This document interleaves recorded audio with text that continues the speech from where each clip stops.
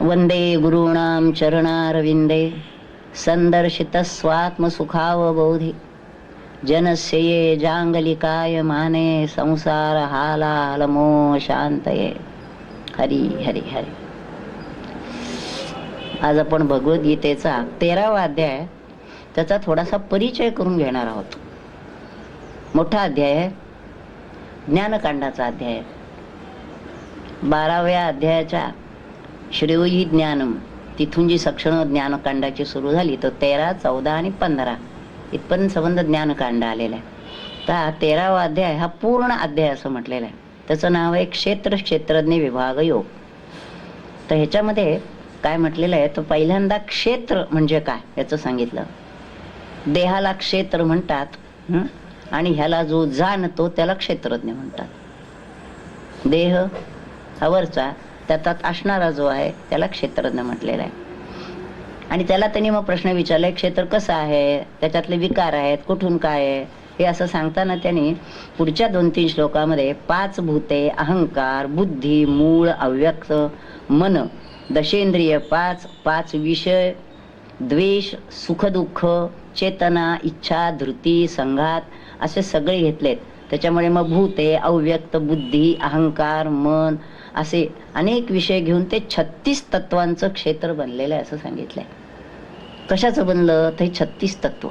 आता काय ह्याचा विचार करताना काही पंचमहाभूत अहंकार एवढंच आहे, किंवा पंचमहाभूत मन, बुद्धी, अहंकार अशी अष्टविध प्रकृती बनली असं म्हणतात. आपल्याला ह्याच्यात फार खोलात शिरायचं नाही, आपल्याला ह्याच्यातून बाहेर पडायचं आहे. जसं 15व्या अध्यायात वृक्षाचं वर्णन खूप विस्तृत केलेलं आहे, समजून घ्यायचं आहे, पण आपल्याला त्याच्यातून बाहेर पडायचं म्हणून समजून घ्या. तसं हे सगळ्याचं मिळून क्षेत्र बनलेलं आहे.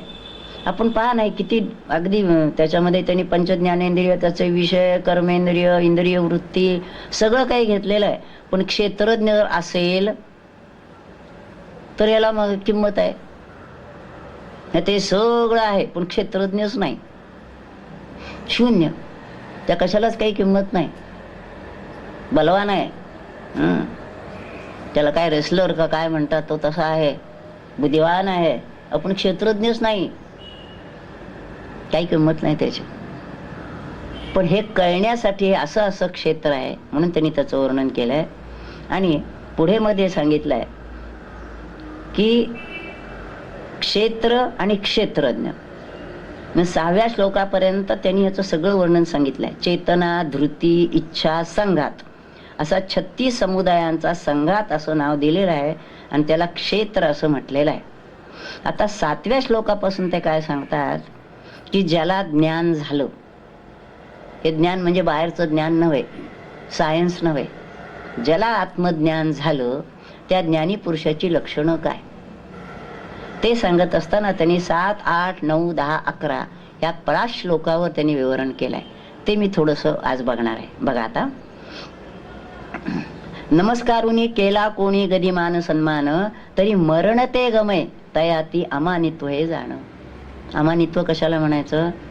जर कुणी त्याला मान सन्मान दिला, नमस्कार केला तर त्याला वाटतं मरण बरं, पण मान सन्मान नको. कुणाकडूनही मान करून घ्यावा, हार तुरे घालून घ्यावे, आदर सत्कार करून घ्यावा असं वाटत नाही. त्याला वाटत होतं आपण परमेश्वराचे दास, यकृश्चित प्राणी आहोत, आपल्याला जेवढं करता येईल तेवढं करायचं, कुणी आपल्याला मोठेपणा द्यावा असं वाटत नाही. अदंभित्वाला मुखे न बोले जरी बहु केले उपकार जगावरती. जगावर उदंड उपकार जरी केले तरी तो तोंडाने कधी बोलून दाखवणार नाही की आम्ही अमक्यासाठी अमकं केलं, अमक्याला एवढी दान दिलं, तमक्याला तेवढं दिलं, कधी बोलणार नाही. झाकी निपजे दान पुण्य म्हणून असं म्हणतात ना, ह्या हाताने दिलं तर ह्या हाताने कळू नये, त्याची सगळी किंमत संपते. म्हणजे काय दान पुण्य केलं असेल तर ते झाकून. आता उलट आहे, आम्ही एवढे पैसे देतो, आमचं नाव देणार का? कॉलेजला, खोलीला, अगदी काही नाही तरी निदान पायरीवर तरी निदान आमची एखादी फरशी बसवणार का? मग आता ही लक्षणं ते असं बघितलं की भगवंताना काय हवं आणि आपण कुठं आहोत, आणि आम्ही इतकं केलं भगवंताचं तरी भगवंतानी असं का केलं विचार करा. हळुवारपणे पाय ठेवणे चालता भूवरती. आता चालू की धाप धाप धाप धाप जिन्यावरनं सगळा वाडा जागा. कसा पाऊल टाकलं पाहिजे कळल्याचं कामा नाही कोणा. मांजराचं उदाहरण ठेवावं. मांजर कसं चालतं बघा, आलेलं कळत नाही कोणाला, इतका हळूवार पावलं असतात त्याच्या. स्पर्शे जीवा तेथ पांडवा तयासी सुख विश्रांती. म्हणजे त्यांनी असं म्हटलंय, असा जो पुरुष पाय ठेवतो ना, ज्या ठिकाणी पाय ठेवतो ना तिथं जर जीव असतील सानुले तर त्यांना सुख वाटावं. आपण पाय ठेवला तर 5-50 मुंग्या मजुर काय जे असतील ते मरणारच. आणि मग त्याला उदाहरण सांगितलेलं आहे, पांगारकरांच्या वेळेला गुलाबराव महाराज आळंदीला त्या आजान वृक्षाखाली फेऱ्या घालायच्या, तिथं मुंगळे होते पुष्कळ. तर तेव्हा ते पांगारकर म्हणले, महाराज ते मुंगळे आहेत तिथे. म्हणजे त्यांना कल्पना अशी ते मुंगळे यांना चावतील म्हणून ते काळजीपूर्वक सांगत होते. ते म्हणले असू दे रे, आपल्याला काय आहे.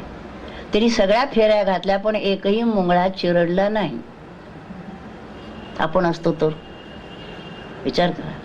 हा सगळा जो जोर असतो ना अहंकाराचा, म्हणून त्याची जी गोष्ट सांगितली ना, गोपी निरंकारी असल्या म्हणजे पाण्यावरून चालत जायच्या असं सांगितलं. एका गोपीला वाटलं हा आम्ही कशा आहोत, पाण्यावरून चालत जातो असं मनात आल्यावर बुडाली.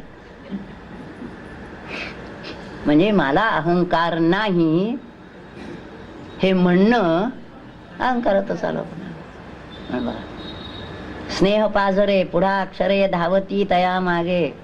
बोलायला लागले ना तर पहिल्यांदा स्नेह पुढे, प्रेम पहिल्यांदा आहे आणि मग अक्षर पाठीमाग. बोल नच कुणा खुपे. आपला बोल कोणाला खुपत नाही, वर्मी लागत नाही असं बोलणं. नाही तर वरवर प्रेम दाखवायचं ना, असा काही एक शब्द बोलायचा की सगळं त्याला अगदी हे मारल्यासारखं झालं पाहिजे. आणि ह्याला आपण चातुर्य म्हणतो. असं चातुर्य नाही, वस्तादपणा म्हणतो. असला वस्ताद नाही. हे कसं सांगितलंय बघा, परिमित बोले, थोडेच बोलतो. शब्द कोवळे, सत्य आणि सुरसाळ. सत्य आहेत ना, खोटे खोटे नव्हे. आणि रसाळ शब्द आहेत. हितप्रद भले आणि फायदेशीर नव्हे, हितप्रद कल्याणकारक. सहज उसळले असे अमृत कल्लोळ. आणि त्यांचं बोलणं म्हणजे अमृताच्या लाटा जशा उसळाव्यात ना अशी त्यांची भाषा असते. नुसतं ऐकूया आपण, काय व्हायचे ते बघूया. कृपा दृष्टीने घडे पाहणे जया भूत मात्रास. ज्याच्याकडे ते कृपा दृष्टीने पाहतील बुडत्या जीवा हात द्यावया कधी न मानी त्रास. कुणाला जर त्या पडलेला आहे त्याला जर उचलायचं असलं तर बा काय काय कटपट. आता कालच मी वर्तमानपत्रात कुणाची तरी गोष्ट वाचली, ऍक्सिडेंट झाला त्या माणसाला, तर भोवतीनं दगड ठेवले पण त्याला घेऊन हॉस्पिटलमध्ये कुणी नेलं नाही. काय माणूसपणा म्हणायचा का काय, म्हणे मेला तिथं तो मनुष्य. ऍक्सिडेंट झाल्यानंतर तुमचं आता पोलीस माग त्रास देतात अमकं तमकं म्हणून ते तुम्ही टाळता, पण तो गेला नाही जीव वेळेला. जर हॉस्पिटल आता अशा वेळेला नेहमी लक्षात ठेवावं की आपण त्याच्याकडे दुर्लक्ष, उद्या आपलाच मूल असेल तिथे तर, आणि लोक असेच वागले आपल्याशी तर. सामान्यतः मनुष्य जाऊन आपल्यापैकी नाही ना कुणी, जाऊया पुढे, असं नाही उपयोगी. हा, दोघ जण भांड्या करत जर असले मग चालू द्या म्हणायचं. पण जर कुणाला जखमी झालेला असेल, त्याला डॉक्टरी व्यवस्था हे जर हवं असेल त्याला उपचार, तर पहिलं ते काम करायला पाहिजे. पण ही वृत्ती कशी होत चालली हे बघण्याजोग आहे. काया वाचा मने सर्वथा विश्वहितास्तव झटणे, ह्याला अहिंसा म्हटलेलं आहे. अहिंसा म्हणजे कोणाला त्रास देणं वगैरे एवढं नव्हे. ही निगेटिव्ह बाजू झाली. ते आम्ही नाही बा कोणाला त्रास देत, आमच्यापासून कोणाला व्याप नाही, हे निगेटिव्ह बाजू झाली. दुसऱ्याच्या हितासाठी झटणं ही अहिंसा. परपीडा नच कधी चिंतणे, मनात देखील येता कामा नये की दुसऱ्याला त्रास व्हावा असो. तरी स्वभावे जे जे पावे जगी प्रिया प्रियते ते निवांत सोशी सर्वथा अशी शांती. सहनशीलता, शांती. कशाला त्यांनी म्हटलं, जे जे सहज घडेल, प्रिय असो अगदी अप्रिय असो, शांतपणे सहन करावं. ठीक आहे, काय आलंय समोर, असं असं आलंय ना, असू दे. निस्पृह बोले निर्भय डोळे अंतःकरणी सरळ आर्जव. आर्जव म्हणजे रुजुता. अंतःकरण स्वच्छ पाहिजे. काही कोणाबद्दल वेडावाकडा विचार, वेडावाकडं काही येता कामा नये. नित्यांतरी सर्वतोपरी श्री सद्गुरूचे ध्यान. निधान पार्था तेची सर्वता तेची सुख समाधान. आता इथं सुद्धा काय करतात मंडळी, सद्गुरूचं ध्यान म्हणून त्यांचे फोटो बिटो लावतात, त्याला हार घालतात, आरत्या करतात, सगळं करतात.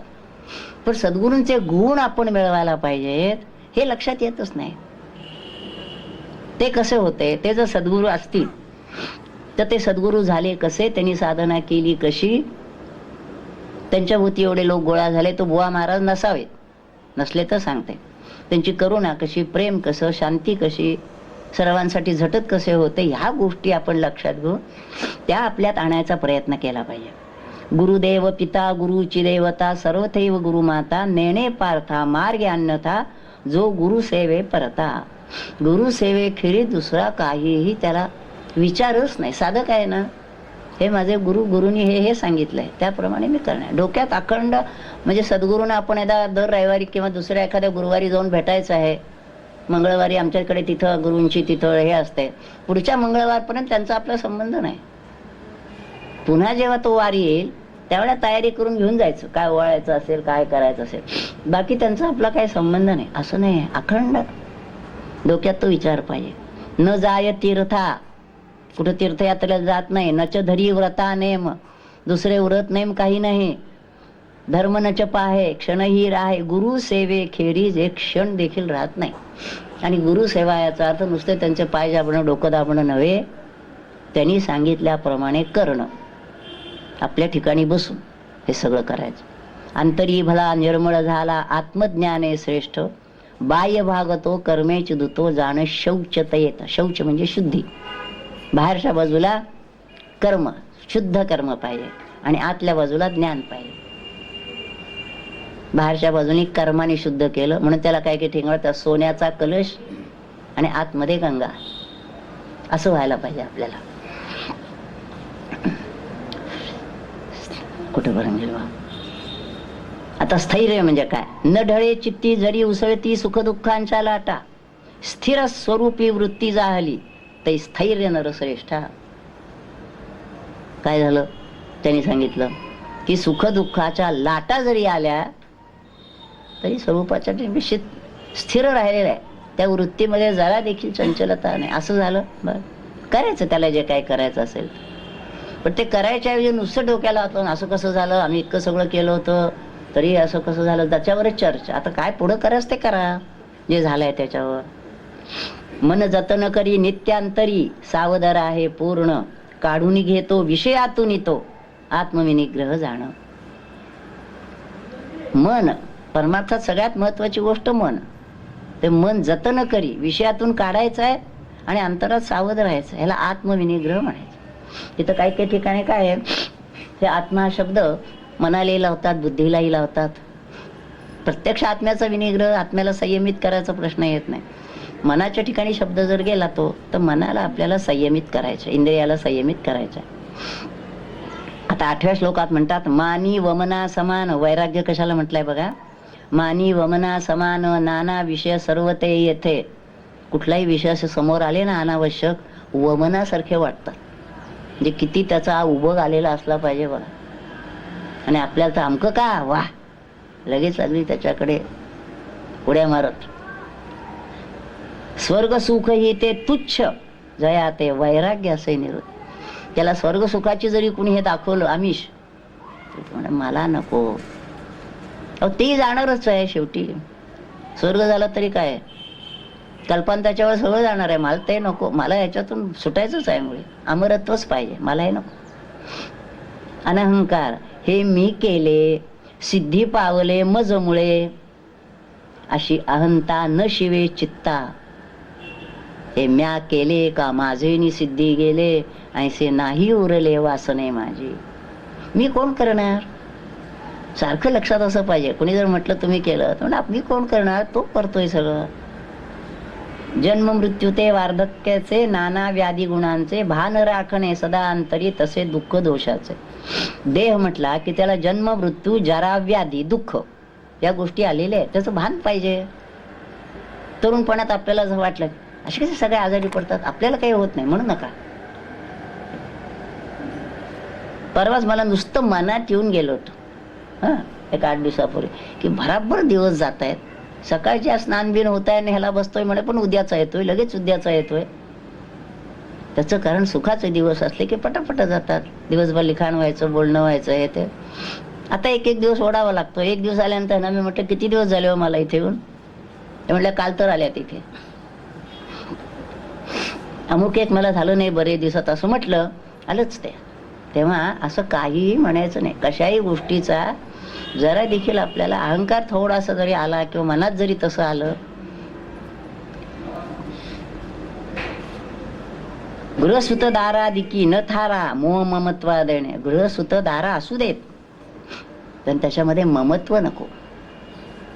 इष्टानिष्टी सदा किरीटी समत्व चित्ती असणे. आणि इष्ट किंवा अनिष्ट काही गोष्टी घडली तरी चित्त समत्व पाहिजे. अनन्यतेने माझे भजणे मीच होऊनी निरुते.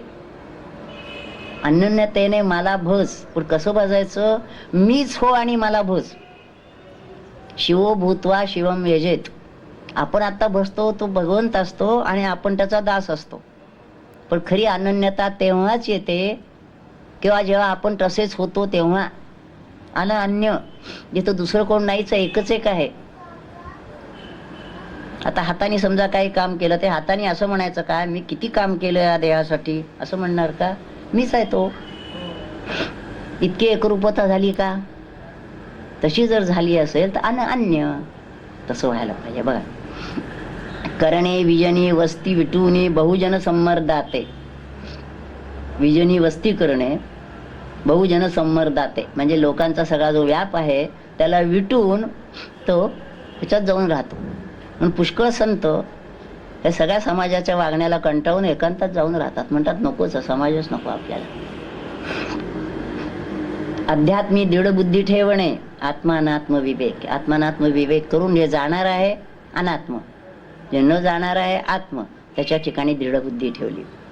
तत्वज्ञाने ज्ञेय देखणे सर्वत्र सदा असके. काय करायचं? आत्मनात्म विवेकाने सर्व ठिकाणी जे ज्ञेय परमात्मा भरून राहिलेला आहे तो पाहायचा आहे. अशी राहाटी दिसे किरीटी ज्याच्या देहाधारे. ही राहाटी म्हणजे हे वागणं ज्याच्या देहाकडून आपल्याला पाहायला मिळतं, तो ज्ञानाची मूर्ती आहे असं समजावं. मूर्तिमंत ते ज्ञान अवतरे. मनुष्य आकाराने ज्ञानच इन्कारने त्याच्या रूपाने आलेला आहे असं समजा. आणि त्याला त्यांनी उदाहरण दिलंय, डोलत जायसा दिसे आवळा तळ हाती वाटोळा. तळ हातावर वाटोळ आवळा ठेवला म्हणजे तो असा स्पष्ट दिसतो ना, तशी ही ज्ञानाची लक्षणं डोळ्यांनी दिसतात स्पष्ट. पाच पाहिल्याबरोबर कळलं पाहिजे हा ज्ञानी पुरुष आहे.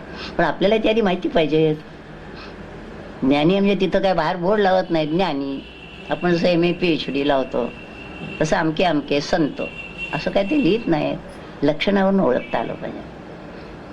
नंतर मग 12व्या श्लोकापासून त्यांनी सगळं जे वर्णन केलेलं आहे ते ज्ञेयाचं वर्णन केलेलं आहे.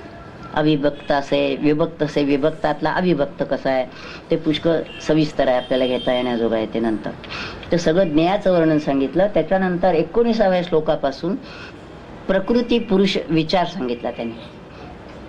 प्रकृती आणि पुरुष ही दोन तत्व आहेत. ती क्षेत्रधा पुरुष, हे जे सगळं घडतं आहे हे प्रकृतीच्या अंगाने घडत आहे. आणि त्याच्यात राहणारा जो आहे क्षेत्रज्ञ तो पुरुष आहे.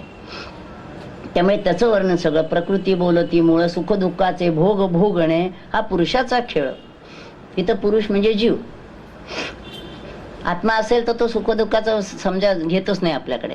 पण तो जीव भावावर जोपर्यंत असेल तो सगळे उपद्याप प्रकृतीचे. पण ते सगळे माझे आहेत असं म्हणतो जीव. आणि मला सुख झालं, मला दुःख झालं, मला अमकं झालं, मला तमकं झालं म्हणत राहतो. ते जोवर जीव भावावर आहे तोपर्यंत सुख दुःखाचे खेळ त्याच्या माथ्यावर ते वेळ.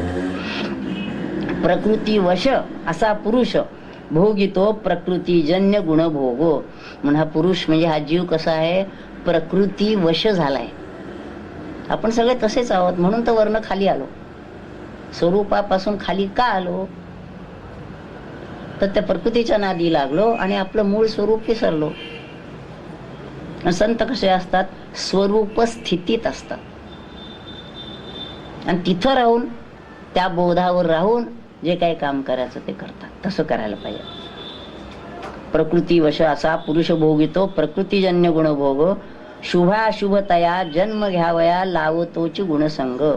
आणि त्याला पुन्हा मग जशी काही कर्म घडली असेल त्याप्रमाणे त्या पुरुषाला म्हणजे त्या जीवाला पुन्हा पुन्हा जन्म घ्यावा लागतात. शुभ कर्म झाली चांगले जन्म, वेडेवाकडे असे तत्वता त्याची सत्ता. हे कुणाच्या सत्तेनं चालतं? तो आज अव्यय पाहे. परंतु माया संग धरून या जन्म मृत्यू तेल आहे. जे तो आज अव्यय त्याच्या सत्ता असताना जीवभावावर आला की मायेचा संग धरून जन्म मृत्यू त्याच्यामध्ये सापडतो. सर्व द्रष्टा भरता भोगता महेश्वर अनुज्ञाता असे शरीरी सर्वतोपरी पार्था त्याची सत्ता. आता इथून पहिल्यांदा काय केलं त्यांनी? प्रकृतीचं सगळं वर्णन केलं. क्षेत्र प्रकृती. आता इथून ते पुरुषाचं वर्णन करतायत सगळं. आता इथं पुरुषाचं वर्णन आणि ज्ञेयाचं वर्णन त्याच्यात फार फरक येत नाही. फक्त काय आहे ज्ञेय आहे ते आपण विचार करा त्याच्यावर. ते ज्ञेय जे म्हटलेलं आहे ते निरुपाधिक आहे. जे क्षर अक्षर उपाधीच्या पलीकडचं जे आहे ज्याला कशाचाही स्पर्श सहन होत नाही असं आहे. आणि हा पुरुष जो आहे प्रकृतीतला हा जीवभावावर आल्यामुळे तो सगळ्या प्रकृतीचं हे ओझं आपल्या अंगावर घेतो. म्हणून इथं त्यांनी म्हटलंय सर्व शरीर असे शरीरी सर्वतोपरी त्याची सत्ता. परम पुरुष तो तेवी बोलती परमात्मा ही तयाते. त्यालाही परमात्मा असं म्हणतात. तो परम पुरुष आहे. तो पुरुष असा आणि गुणमयी अशी प्रकृती जो जाणे सर्वता तयानच धनजा पुनरपी जन्मा येणे. ज्याला हे नीट कळेल ना ही प्रकृती अशी आहे आणि पुरुष असा आहे. तुम्ही कुठं बसणार ते ठरवा. प्रकृतीला बसणार असलात भोगा सुख दुःख माझं तुझं चालू द्या. पुरुषाच्या ठिकाणी बसणार असलात पक्के बसा तिथे. इकडलं जरा सुद्धा अभिलाषा इच्छा काही उपयोगी नाही. तिथं पक्के बसा. जे काय असेल ते तुमचं जे असेल त्याचा अर्थ काय तुम्ही खाऊच नका जेवूच नका चांगलं काही करूच नका असं नाही. अभिलाषा नाही असता कामा. जे समोर येईल ते सहज घेतलं. पण लक्ष तिथं पाहिजे तो पुरुष मी आहे. माझं स्थान ते आहे. असो शरीरी तो शरीरात असो. संसारी करो ही कर्मे सारी. संसारात राहून सगळे कर्मेही करतो. परी अंतरी सर्व तो परी अहम ममत्वा न धरी. त्या लोकांसारखी सगळी कर्म करतोय पण कुठेही माझं मला आणि त्याच्यापासून काय न धरी. म्हणून देही विदेहत्व ते तयाला धले जाणं. म्हणूनच तो देहात असतानाच विदेही होऊन जातो. स्वानुभव बळे सहज खुंटले जन्म आणि मरण. आणि हा अनुभव आल्यामुळे जन्म आणि मरण हे दोन्ही संपून जातो. कुणी अंतरी आता हे इथून 24व्या श्लोकापासून त्यांनी आत्मदर्शन कसं होतं ह्याच्यावर बोललेले आहेत. ते ध्यानेन आत्मनी पश्यंती हा जो श्लोक आहे त्याचा आहे पुढे. कुणी अंतरी ध्यान धरून या आप आपण आते बघती. सांख्य योग तो कुणी अन्यते कर्मयोग आचरती. म्हणजे कुणी ध्यानाच्या अंगाने जातं, कुणी सांख्य योग म्हणजे प्रकृती पुरुष विचाराने जातं, कुणी कर्मयोगाचं आचरण करून जातो. पण सर्वात जवळचा मार्ग म्हणजे ध्यानाचा. कर्मयोग करायचाच आहे ते करायचं नाही असं नाही कर्माच्या अंगाने. पण हा लवकर जाणारा. आणखीन काही स्वयनेणती कुणी किरीटी अशा विविध मार्गास परी ऐकती संत जनोक्ती ठेवून या विश्वास. काही मंडळी असे संत जे सांगतात त्याच्यावर विश्वास ठेवून त्याप्रमाणे काय काय करतात.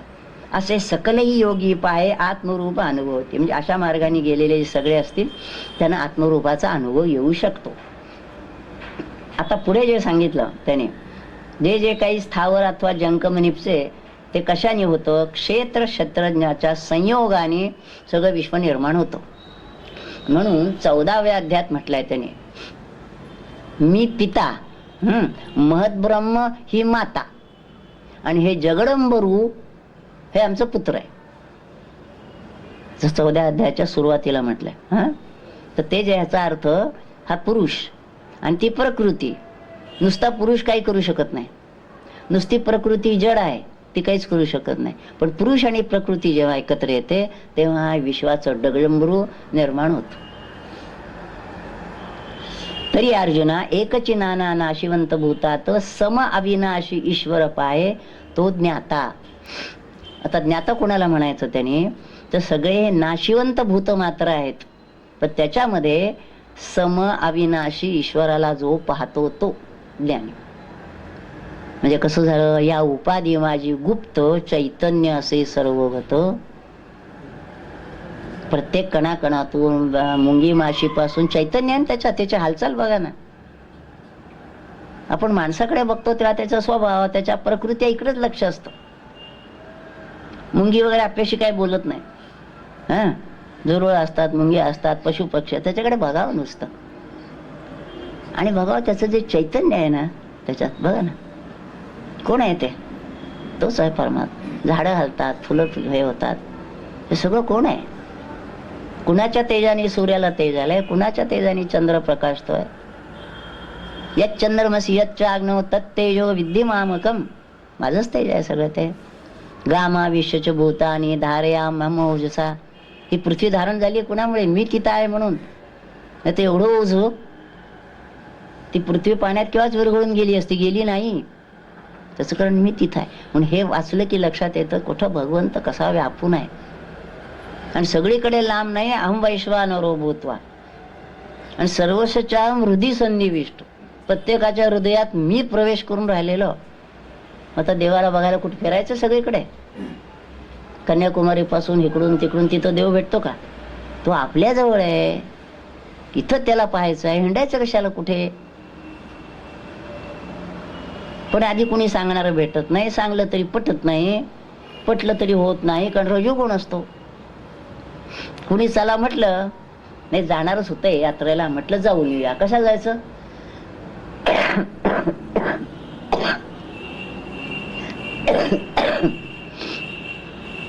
पण हे लक्षात येणं अवघड जातं. असो तर नाना दीप, एकच आहे तेज. अनेक दिवे लावले तरी तेज एकच आहे ना. हे वेगळं ते वेगळं असं नाही ना. सर्वाभूती समान तैसे आत्मतत्व. प्रकृतीची करी कर्मे सारी, आत्मा आश्रय. आत्मा आश्रय आहे आणि प्रकृती कर्म करते.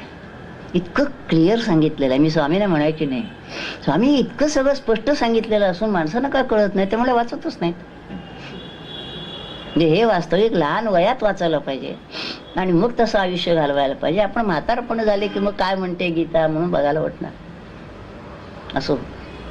आणि आता आणखी कळती जास्ती. जसं जसं तुम्ही त्याच्यात शिराल तसं आणखीन कळते. मग असं वाटतं की हे जर आधीच 25 वर्ष 50 वर्ष कळलं असतं तर आपलं जीवन एक काहीतरी वेगळं झालं असतं. एकची सोने होऊनी लेणे नटले विविधाकारी. एकच सोन्याची अलंकार झाले. तसा आहे आत्मतत्व, नाना रूपाने लाटलेला आहे. ह्याच्यात ते नाही त्याच्यात नाही असं आहे का? प्रत्येक गोष्टीत कणाकणात तो भरलेला आहे. म्हणून आपला दगड होता लाथाडला असं होणार नाही त्याच्यानं. तो लगेच उचलून बाजूला ठेवेल.